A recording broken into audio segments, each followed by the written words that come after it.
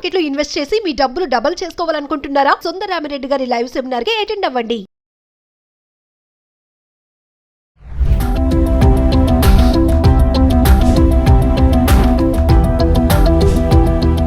నమస్తే, welcome back to Suman TV. Present మనతో పాటు ఉన్నారు ఎనలిస్ట్ మందరి కృష్ణారెడ్డి గారు. నమస్తే సార్. నమస్తే అమ్మా. సార్, ఇప్పుడు భారతదేశంలోని అతిపెద్ద ప్రభుత్వ రంగ బ్యాంకులు ఏవైతే SBI, state bank of India, Punjab national bank ఒకటి, బ్యాంక్ ఆఫ్ బరోడా, ఇవన్నీ ఏంటంటే కస్టమర్స్ కి 1 lakh అంటే 1,00,000 వరకు క్రెడిట్ సౌకర్యాన్ని ఇస్తుందంట. అంటే అసలు ఎలిజిబిలిటీ ఏంటి, ఎందుకు అంటే ఈ క్రెడిట్ సౌకర్యాన్ని ఇవ్వడం కారణాలు ఏంటి అంటే ఒకసారి వివరాల్లోకి. బ్యాంకింగ్ వ్యవస్థలోనే మొట్టమొదటిసారిగా ఒక ముఖ్యమైన నిర్ణయాన్ని 3 ప్రధానమైన బ్యాంకులు తీసుకున్నాయి.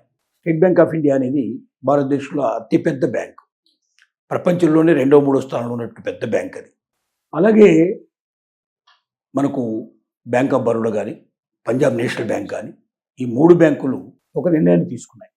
అక్టోబర్ 1 నుంచి తమ ఖాతాదారుల్లో సెలెక్టెడ్ కస్టమర్స్కి, అంటే వాళ్ళు గత చరిత్ర అంతా చూస్తారు. గతంలో వాళ్ళు ఏమైనా వాళ్ళ రికార్డులు ఎట్లా ఉన్నాయి, వాళ్ళు రెగ్యులర్గా అమౌంట్ పే చేస్తున్నారా లేదా, ట్రాన్సాక్షన్స్ బాగున్నాయి లేదా, బాగుందా లేదా, అకౌంట్ పద్ధతులు ఎలా ఉన్నాయి మొత్తం చెక్ చేస్తారు. అకౌంట్ స్పష్టంగా బాగుంది, ఏ రకమైనటువంటి రిమార్క్స్ లేవు, వేరే రకమైన ఏదైనా లోన్స్ తీసుకుంటే కరెక్ట్గా పే చేశారా, వాళ్ళ సిబిల్ సరిగ్గా ఉందా లేదా, ఇవన్నీ చెక్ చేసుకొని అర్హత ఉండేటువంటి కస్టమర్లందరికీ ఇన్ఫర్మేషన్ ఇస్తారు. మీకు ₹1,00,000 మీ బ్యాంకులో మీకు క్రెడిట్ చేయడానికి మేము సిద్ధంగా ఉన్నాం, మీకు ఇంట్రెస్ట్ ఉంటే మీరు దరఖాస్తు చేసుకోండి అని అప్లికేషన్స్కి అవకాశం ఇస్తారు. మనం అప్లై చేసిన తర్వాత వాళ్ళు రేట్ ఆఫ్ ఇంట్రెస్ట్ ఏమిటి, ఇది ఎలా పే చేయాలి, ఇది ఎలా ఉంటుందంటే మినిమం 30 days నుంచి మ్యాక్సిమం 90 days టైం ఉంటుంది. వాళ్ళు తీసుకున్న లోన్ ఎంతైనా సరే ₹1,00,000 వాళ్ళకి ఇస్తున్నారు, లక్ష వాడుకోవచ్చు వాళ్ళు, లేదా 30,000, 20,000, 50,000 వాళ్ళు ఎంత కావాలంటే అంత వాడుకోవచ్చు.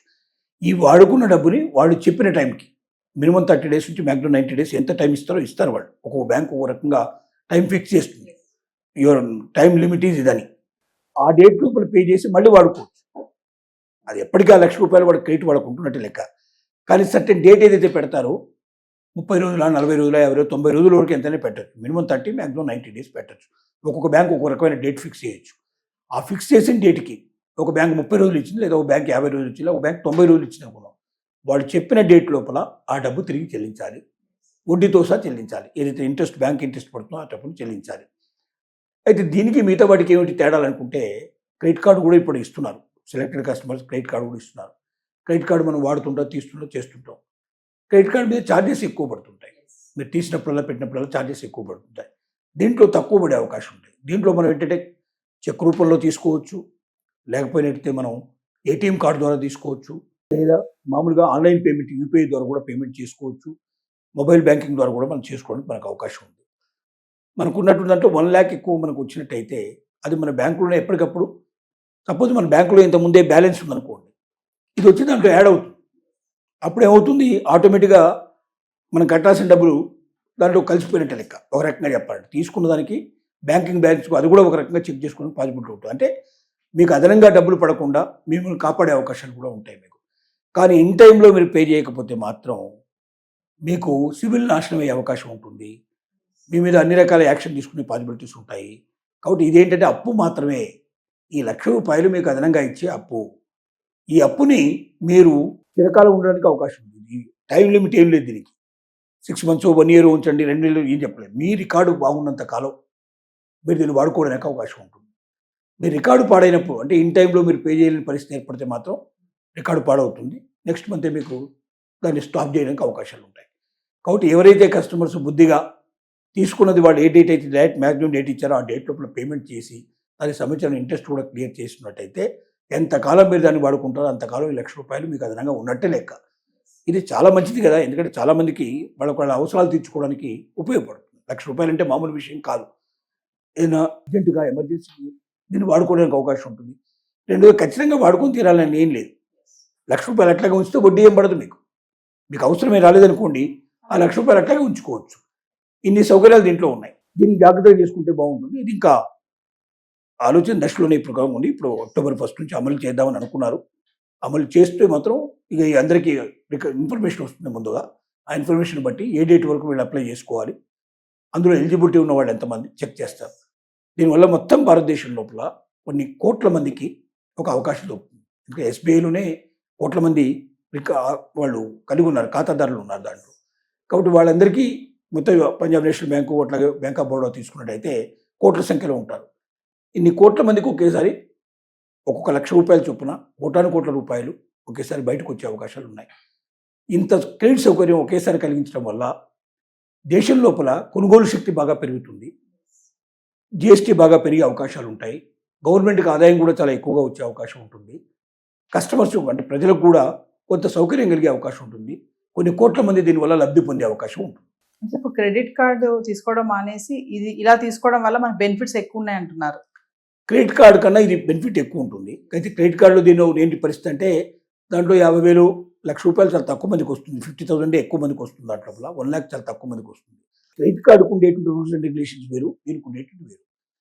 రెండోది, క్రెడిట్ కార్డులో మీరు అమౌంట్ తీసినప్పుడల్లా మీకు దాని మీద ఛార్జెస్ పడుతూ ఉంటాయి. ఆ ఛార్జెస్ అవన్నీ కలుపుకుంటే మీకు కొంచెం ఎక్స్ట్రా పడే అవకాశాలు ఉంటాయి.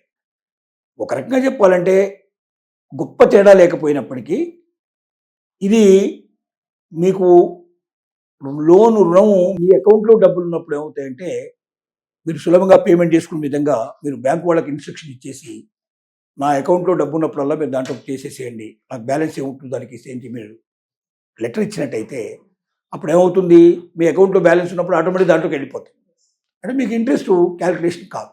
క్రెడిట్ కార్డులో ఆ ఫెసిలిటీ మీకు ఉండదు. క్రెడిట్ కార్డు మంత్ అంతా ఎంత పడారో ఒక నెల తర్వాత మీరు అది పే చేస్తే అది దాంట్లోకి వెళ్ళిపోతుంది. పే చేయకపోయినట్టు మీ మీద ఆటోమేటిక్గా పెనాల్టీ పడతాయి.